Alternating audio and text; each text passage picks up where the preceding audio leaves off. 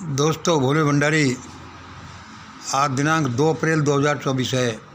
आज की देववाणी जनवाणी मंगलवाणी। दोस्तों, आज तो मुझे एक अद्भुत डिवाइन मैसेज मिला। अभी रात के कोई 9 बजे हैं। क्या मिला आप भी सुनिए।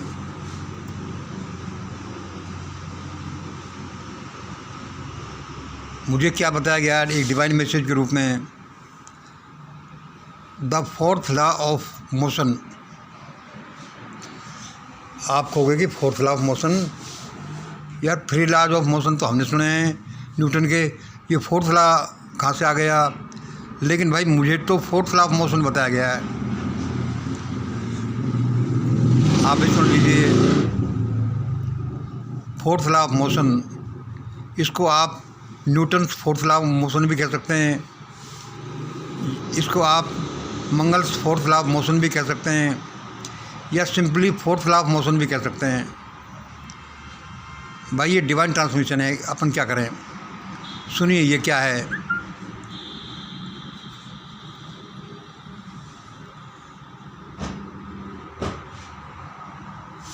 पहले आप न्यूटन की गति के पहले, दूसरे और तीसरे नियम को जान लीजिए। ये क्या है। पहला नियम, प्रथम नियम क्या है।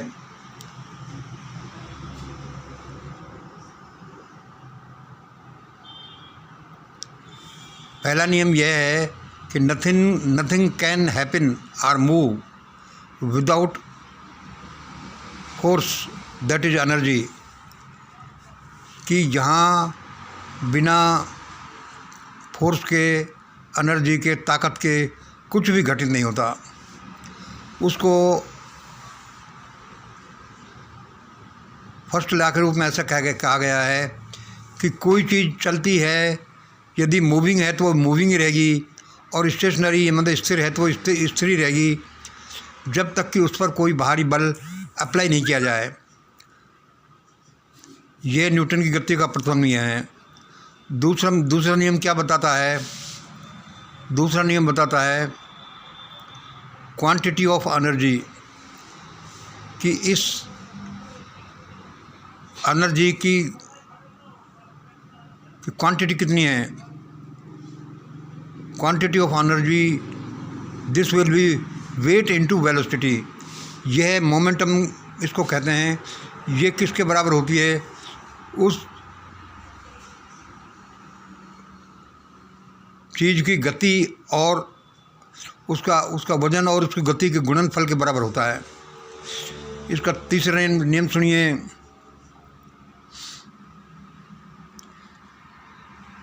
Every action has its equal and opposite reaction. मतलब हर एक एक्शन के साथ एक इक्वल, बराबर की और उल्टी दिशा में रिएक्शन रहता है, चाहे वो आपको पता चले या नहीं चले। यह, और असल में यह ही कर्म फल का सिद्धांत है। Every action has its equal and opposite reaction. अब हम यह एक्सप्लेन करें, अपन ये डिस्कस करेंगे what is the fourth law of motion. ये भाई चौथा नियम क्या आ गया।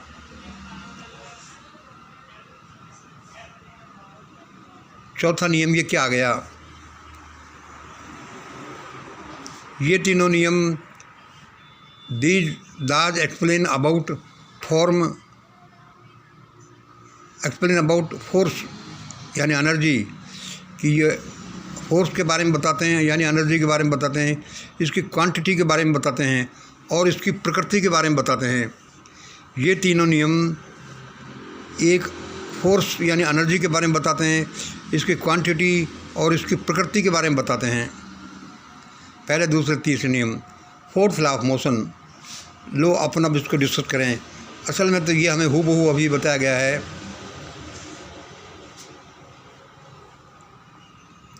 इसको सुनिए ये क्या है। The basis of all forces. The basis of all forces मतलब जो हम ऊपर देखते हैं कि फोर्स मेन चीज़ है, उसका भी आधार बताया गया है।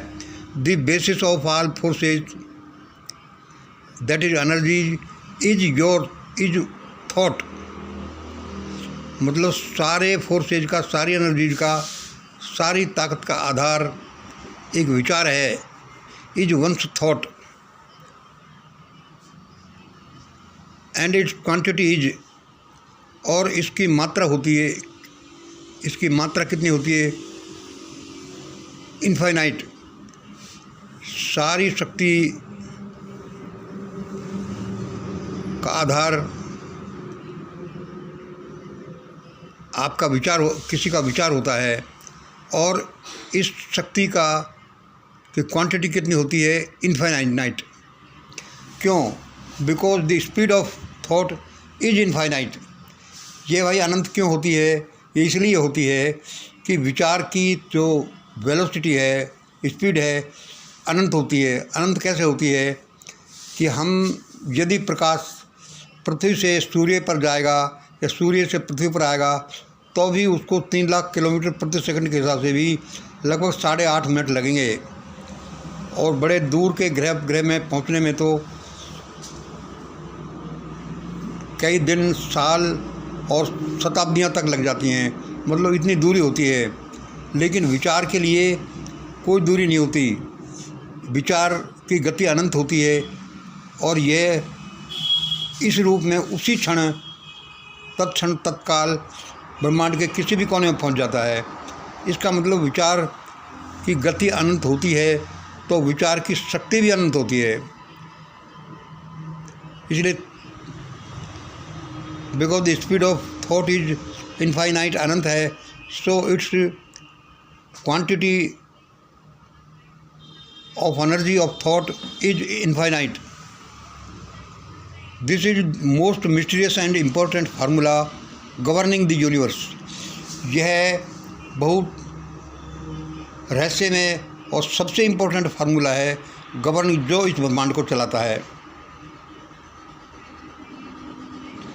One is to know only, किसी को भी सिर्फ ये जानना है, one is to know only what, why, where, what, why, when, where and how of thought। किसी को भी सिर्फ ये जानना है कि ये विचार क्या है, ये विचार क्यों, कब, कहाँ और कैसे करना है, और वह अनंत शक्ति का स्वामी हो जाएगा, क्योंकि विचार में अनंत शक्ति मौजूद है। भाई बड़ा अद्भुत चीज़ हाथ लगी। One is to know only about what, why, where, what, why, when, where and how of thought, and one will tap the limitless energy from the infinite reservoir of universe. और इस सिद्धांत के अनुसार जैसे हम न्यूक्लियर पावर को tape करते हैं, पदार्थ को तोड़ करके उसमें से ऊर्जा प्राप्त करते हैं, इक्वल टू mc² के अनुसार, इस तरह से विचार के अनुसार अनंत शक्ति को टेप किया जा सकता है। और इसमें आगे हमें क्या बताया गया? And one will tap the limitless energy from the infinite reservoir of universe. और उसका क्या रिजल्ट होगा? इन फ्यूचर, और भविष्य में, in future aeroplanes will fly by thought power only. भविष्य में ऐसा समय आएगा जबकि हवाई जहाज इत्यादि हैं जो सिर्फ विचार शक्ति से ही चला करेंगे। भाई ये तो बहुत अच्छा हो जाएगा। भाई हमें आज ऐसा बताया गया और हमारे अनुसार भी ये सही लगता है। In future aeroplane, helicopter etcetera will fly by the thought power. मतलब सिर्फ विचार शक्ति से ही कोई चीज़ चला करेगी।